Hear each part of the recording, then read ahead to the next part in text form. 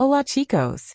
Antes de empezar la historia de hoy, solo un pequeño favor. Más del 90% de nuestros espectadores no están suscritos a nuestro canal.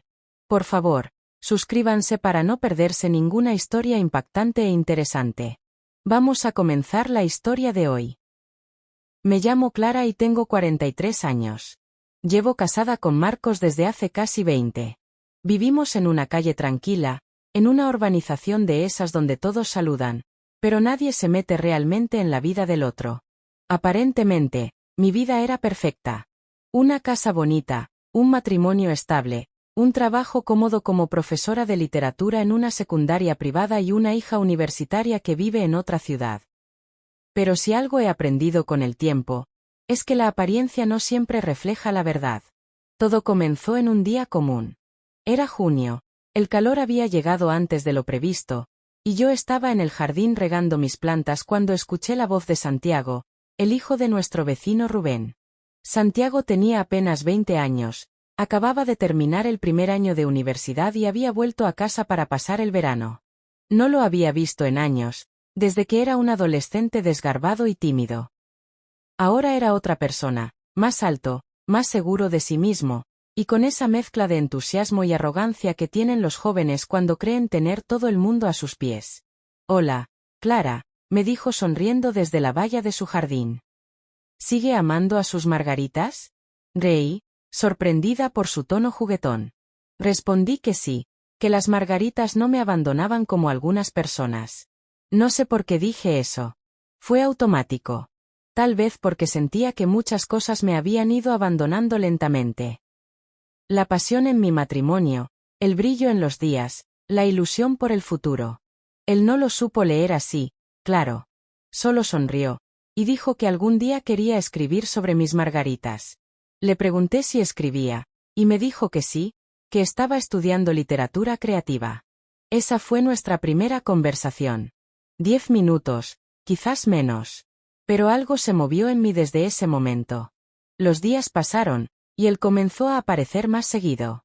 A veces era solo un saludo desde su lado del jardín.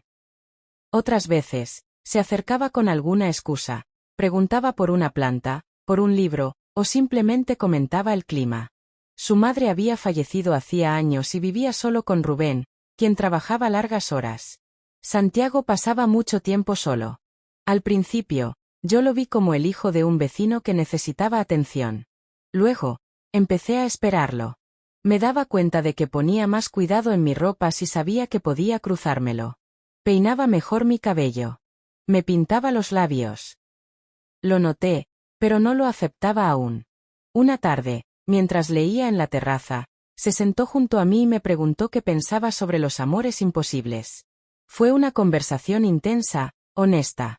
Le hablé de libros, de pasiones que solo viven en la imaginación, de lo que uno calla para mantener en pie una estructura que en realidad está rota. Él me escuchaba como si todo lo que dijera fuera importante. Nadie me había mirado así en años. Nadie me había hecho sentir que tenía algo nuevo que ofrecer. Comenzó a escribirme cartas a mano. Me dejaba pequeños sobres escondidos en el buzón de flores, en los libros de la biblioteca comunitaria, incluso en mi parabrisas. No eran cartas románticas. No directamente. Eran reflexiones, cuentos, frases. Pero estaban cargadas de una intensidad que me removía por dentro. Una noche, encontré una nota que decía: me gustan las personas que no se rinden aunque ya no crean en la felicidad. Me gustas tú, así, rota en silencio. Esa fue la noche en que no dormí. Yo sabía que lo que estaba ocurriendo no era correcto. Santiago era joven, mucho más joven que yo.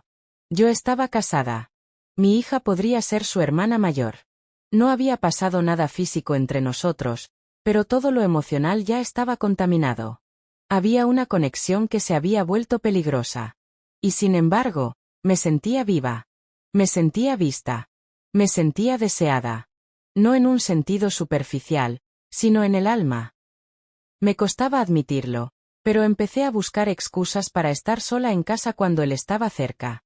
Me quedaba en el jardín más tiempo. Cocinaba dulces y le llevaba un plato. Marcos no notaba nada. Nunca me preguntaba dónde estaba, qué hacía o por qué sonreía sin razón. Un día, me invitó a caminar por la playa. Era sábado por la tarde. Dije en casa que iba a visitar a mi hermana, pero conduje hasta el litoral donde él me esperaba. Caminamos descalzos por la orilla, hablando de cosas sin importancia y de otras que lo eran todo. Me preguntó si alguna vez me había sentido realmente libre. Le dije que no lo recordaba. Me tomó la mano, sin pedir permiso. No la solté. No había nada romántico en ese gesto, o quizás sí lo había todo. Me sentía como una adolescente escapando de la realidad. Pero yo no era una adolescente. Y esa contradicción era mi tormento. Después de eso, comenzamos a vernos con más frecuencia. Siempre en lugares públicos. Cafeterias, bibliotecas, caminatas. Nunca hubo caricias indebidas. Nunca un beso. Pero la tensión era insoportable. Me sentía atrapada entre dos mundos. Uno, el de la Clara correcta, la esposa dedicada, la mujer madura y centrada. Y otro, el de Clara vulnerable, emocionalmente expuesta, la mujer que había olvidado lo que era reír sin culpa. A veces, después de nuestras conversaciones, lloraba en el auto. Lloraba por lo que estaba viviendo, por lo que estaba sintiendo, por lo que sabía que no debía permitir. Y aún así, no me alejaba. No podía. Me decía a mí misma que no había nada malo, que solo hablábamos, que era una amistad especial. Pero en el fondo, sabía que me estaba mintiendo. Una tarde de julio, mientras él me recitaba un poema que había escrito inspirado en mí, me di cuenta de que había cruzado un límite del que no había regreso. No necesitaba un beso para saberlo. No necesitaba un roce. Lo sentí en su voz, en la forma en que me miraba, en cómo pronunciaba mi nombre como si fuera sagrado. Lo sentí en mi pecho, latiendo desbocado, como si algo dentro de mí pidiera ser liberado. Esa noche, al llegar a casa, encontré a Marcos dormido frente al televisor. Le di un beso en la frente, como hacía años que no lo hacía. Me miró apenas, murmuró algo sin sentido y siguió roncando.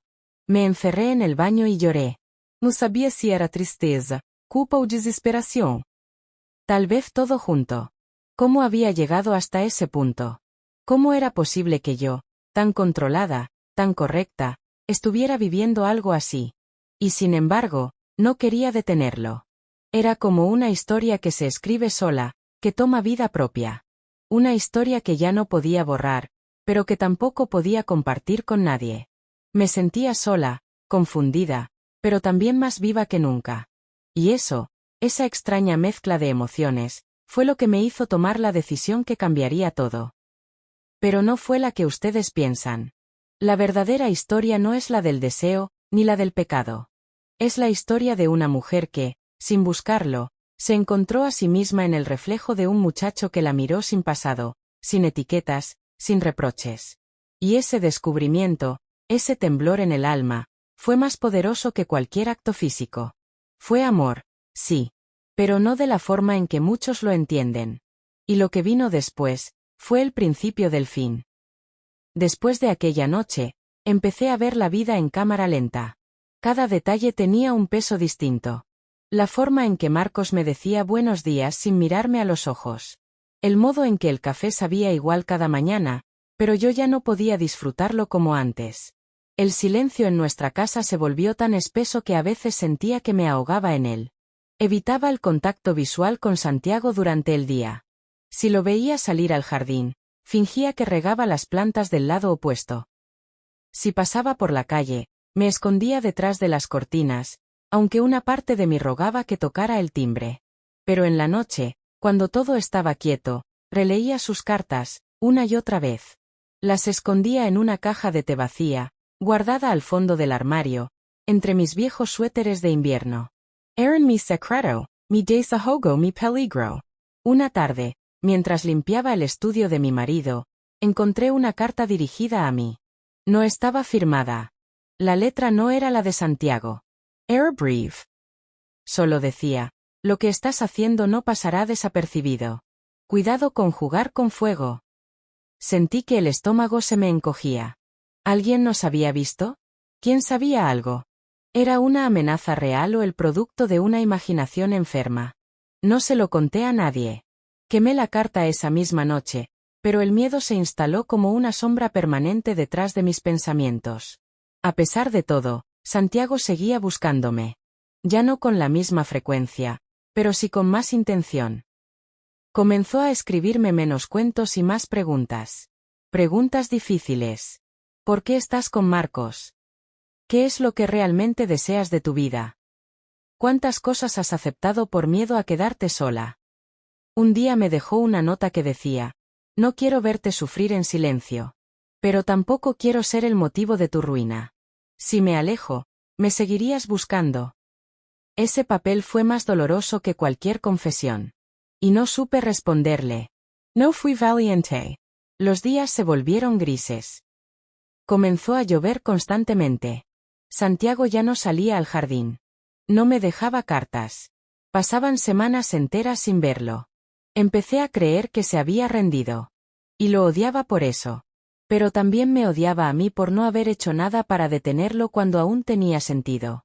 Era como si ambos hubiéramos caído en una especie de limbo moral donde nada era suficiente, pero todo era demasiado.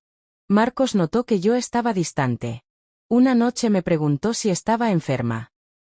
Le dije que no, que solo estaba cansada. Me miró, preocupado, pero no insistió. Me di cuenta entonces de lo mucho que habíamos dejado de hablar. No de lo cotidiano, sino de lo profundo.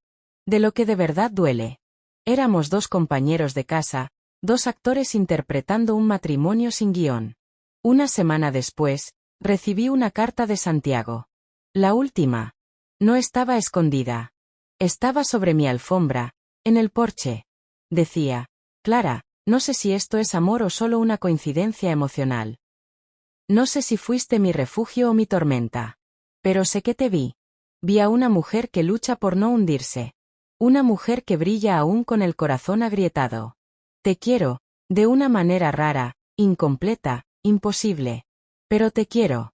Me voy por un tiempo. Tal vez no regrese. No te pido nada. Solo quería darte algo que tú no te has dado a ti misma. Perdón. Cuídate. Siempre. No lloré. No esa vez.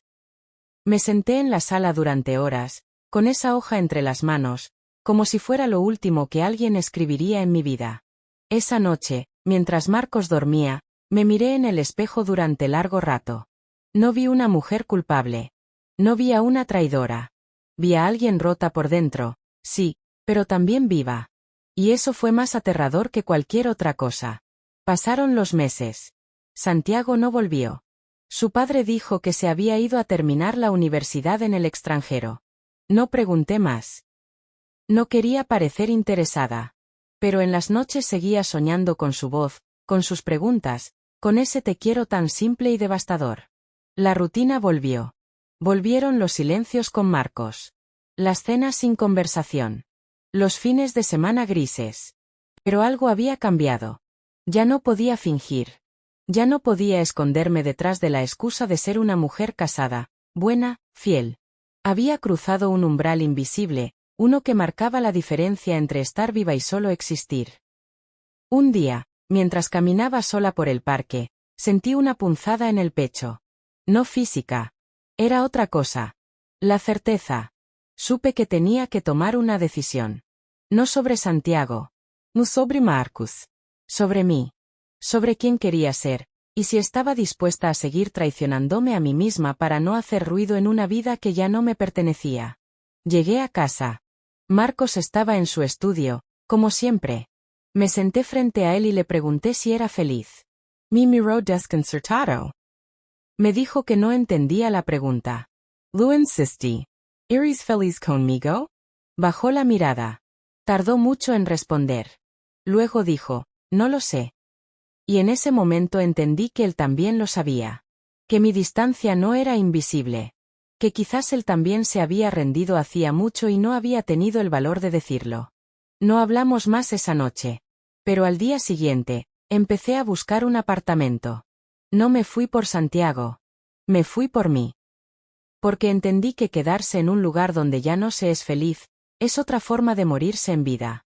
Y aunque muchos piensen que lo hice por amor prohibido, o por locura, la verdad es que lo hice por supervivencia emocional. No puedo cambiar lo que pasó. No puedo borrar los errores. Pero sí puedo decidir que no quiero seguir siendo un fantasma en mi propia vida. No volví a saber de Santiago. Pero lo que él me dio, esa mirada sin juicio, esa chispa que encendió algo que creía muerto, fue lo que me permitió romper las cadenas que yo misma me había puesto.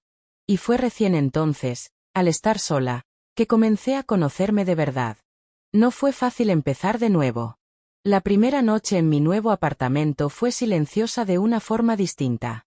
No era el silencio de una casa llena de cosas no dichas, sino el de un espacio que aún no tenía historia, ni memorias, ni rutinas. Me senté en el suelo, entre cajas aún cerradas, con una taza de té frío entre las manos, y me pregunté si había hecho lo correcto. No tenía a Santiago. No tenía a Marcos. No tenía una familia que me abrazara por esta decisión, ni amigos que pudieran comprender completamente lo que había vivido. Pero tenía algo más valioso, el derecho a no mentirme más. Los primeros días fueron incómodos. Me despertaba esperando escuchar el sonido de las llaves de Marcos, el murmullo de las noticias matutinas en la televisión. A veces, sin darme cuenta, ponía 2 platos en la mesa. La costumbre era un fantasma que tardaba en irse. Pero poco a poco, empecé a acostumbrarme al eco de mis propios pasos, al espacio vacío que me hablaba sin gritar, que no me exigía nada más que ser yo. Volví a la enseñanza, pero con una mirada distinta. Empecé a incluir en mis clases temas que antes evitaba. La valentía emocional, los personajes femeninos que rompen con lo establecido, los dilemas éticos. Algunos alumnos me escuchaban con atención inusual. Creo que, sin saberlo, notaban que lo que decía no venía solo de libros, sino de un lugar más profundo, la experiencia. Pasaron los meses.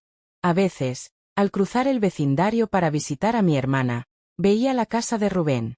Seguía igual. Las mismas cortinas, el mismo jardín con las plantas que yo solía regar al otro lado del muro. No vi a Santiago. No pregunté por él. Pero tampoco dejé de pensar en él. No con nostalgia o con deseo, sino con gratitud. Él no fue mi salvación. Ni mi amor verdadero. Fue un espejo. Uno que me mostró algo que llevaba años negando, que yo también tenía derecho a sentir, a dudar, a necesitar algo más que estabilidad. Que merecía más que existir dentro de un rol que ya no me representaba. Marcos y yo firmamos el divorcio sin escándalos. Fue rápido, casi frío. Nos encontramos en una cafetería para intercambiar los últimos documentos. Nos dimos la mano. Nos dijimos cuídate. Y eso fue todo. En el fondo, ambos sabíamos que nuestra historia había terminado mucho antes del papel. Lo único que hicimos fue reconocerlo. Tiempo después, una tarde cualquiera, recibí una carta sin remitente. No tenía sello. Alguien la había dejado en la recepción de la escuela. Estaba escrita con una letra que conocía bien. Decía, Clara. No esperaba que tomaras un camino tan valiente. Siempre supe que eras más fuerte de lo que tú misma creías. No vuelvo a tu vida para pedir nada. Solo para decirte que aprendí más de ti en un verano que en todos mis años de universidad. Gracias por ser mi verdad, aunque solo fuera por un instante. Estoy bien. Estoy creciendo. Espero que tú también. No lloré. Sonreí. Guardé la carta en una caja nueva, una que no escondí. Ya no tenía miedo de que alguien descubriera lo que había vivido. Porque por primera vez, lo que tenía dentro no me avergonzaba. Era parte de mí. Mi hija me visitó ese otoño. Se sorprendió al ver cómo era mi nueva vida. Me preguntó si no me sentía sola. Le respondí que a veces sí. Pero que la soledad no era lo peor. Que vivir sin verdad era mucho más doloroso. Ella me abrazó con fuerza, como si entendiera más de lo que decía. Hoy vivo tranquila. No tengo pareja. No tengo un amor idealizado ni un final de cuento de hadas. Pero tengo mi paz. Tengo libros nuevos en mi estantería, y plantas que vuelvo a regar cada mañana con cuidado. Vuelvo a escribir. Pequeños relatos. Algunos inspirados en mí, otros en lo que podría haber sido. No publico nada. Aún no. Pero cada palabra que escribo es una forma de sanar, de reconstruirme, de recordarme que sigo aquí. A veces, me preguntan si me arrepiento. Y la respuesta no es simple. Me arrepiento de no haber hablado antes. De haber permitido que el miedo me convirtiera en una sombra. Pero no me arrepiento de haber despertado. De haber sentido, aunque doliera. De haber dicho basta. Lo que viví con Santiago no fue una historia de amor tradicional. Fue una interrupción en mi vida. Un punto de inflexión. Un acto de rebelión emocional que me mostró que era posible cuestionarlo todo. Que no era tarde para cambiar. No somos solo lo que hacemos. Somos también lo que elegimos no seguir tolerando. Y yo elegí dejar de ser invisible, incluso si eso significaba caminar sola por un tiempo. Ahora entiendo que la verdadera infidelidad no fue hacia Marcos. Fue hacia mí. Durante años, me fui traicionando silenciosamente. Silenciando lo que sentía. Adaptándome a una estructura que no me dejaba espacio para crecer. Cuando decidí romper con eso, no lo hice por otro hombre. Lo hice por la mujer que estaba enterrada debajo de años de rutina, de deber, de miedo. Y aunque el mundo no lo entienda, aunque muchos me juzguen sin conocer mi historia completa, hoy puedo decirlo con voz firme, me elegí. Y volvería a hacerlo.